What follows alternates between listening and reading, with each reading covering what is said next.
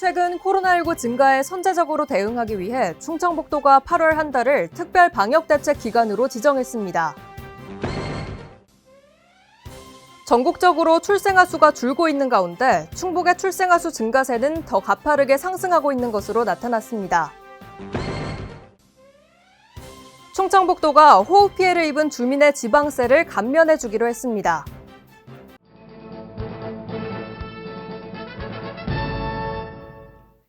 여러분 안녕하십니까? CBI-TV 충북 뉴스입니다. 첫 소식입니다. 최근 코로나19 증가에 선제적으로 대응하기 위해 충청북도가 8월 한 달을 특별 방역대책 기간으로 지정했습니다. 이 기간 언론과 SNS 등 다양한 매체를 활용해 개인 방역 수칙을 홍보할 계획입니다. 또 감염 취약시설 상시 모니터링 강화와 전담 대응팀을 활용한 신속 대응체계 구축 등의 행정력을 집중할 예정입니다. 이외에도 원스톱 진료기관을 운영해 도민들이 쉽게 이용 가능한 의료체계도 마련하고 있습니다.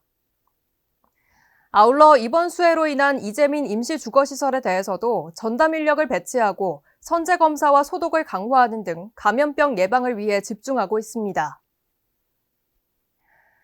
전국적으로 출생아 수가 줄고 있는 가운데 충북의 출생아 수 증가세는 더 가파르게 상승하고 있는 것으로 나타났습니다. 행정안전부의 주민등록 인구 통계에 따르면 올해 7월까지 충북의 출생신고 건수는 지난해보다 4.1% 증가한 4,607건으로 17개 시도 중에서 가장 많이 증가했습니다.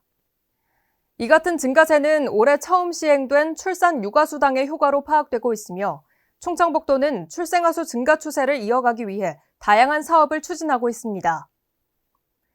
도는 전국 최초로 난자 냉동시술비 지원 사업을 추진하고 임산부 전담 구급대를 운영하고 있습니다. 아울러 임산부 예우 및 지원조례도 도의회에 제출할 계획입니다.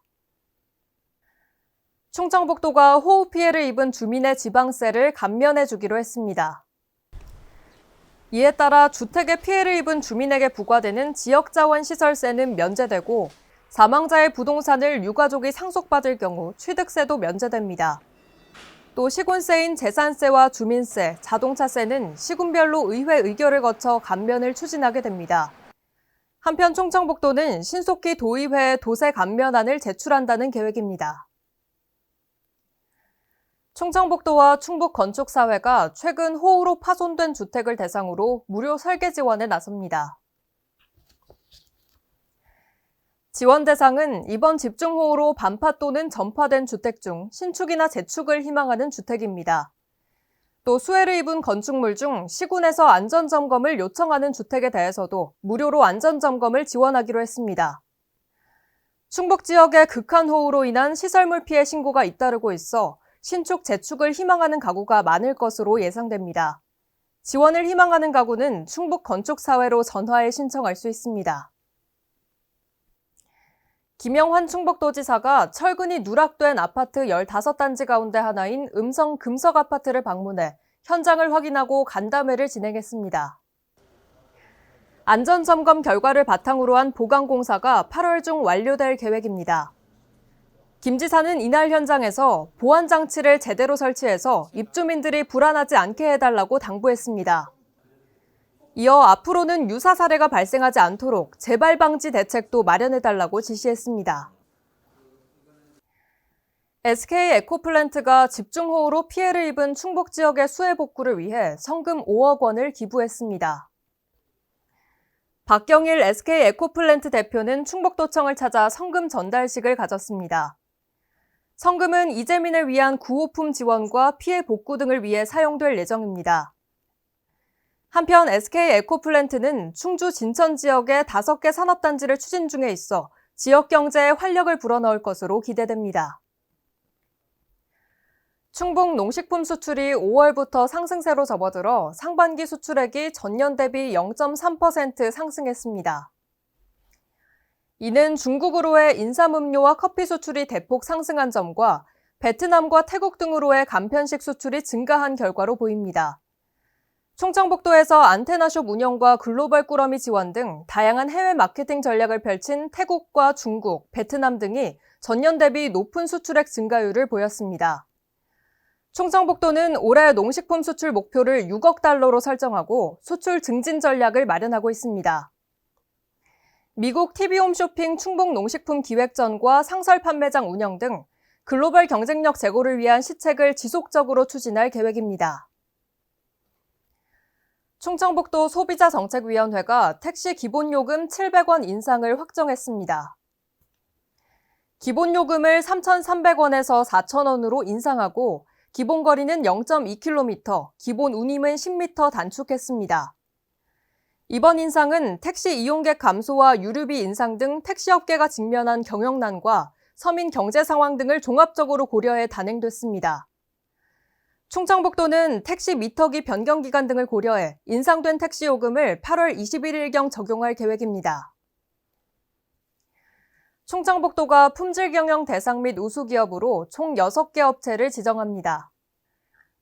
품질 경영 대상은 기존의 품질 경영 우수 기업으로 지정된 업체 가운데 품질 혁신과 생산성 향상에서 탁월한 성과를 거둔 기업을 대상으로 1개 업체를 지정합니다.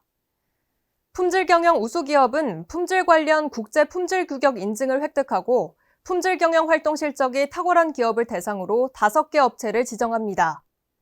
우수 기업 지정을 희망하는 기업은 8월 18일까지 각 시군 기업 지원 부서에 신청서를 제출하면 됩니다. 품질 경영 대상 및 우수 기업으로 지정되면 중소기업 정책자금 지원과 해외시장 개척단 파견 등의 혜택이 주어집니다. 충북보건환경연구원이 도내 유명 계곡 10곳에 대해 수질 검사를 실시한 결과 모두 안전한 것으로 나타났습니다.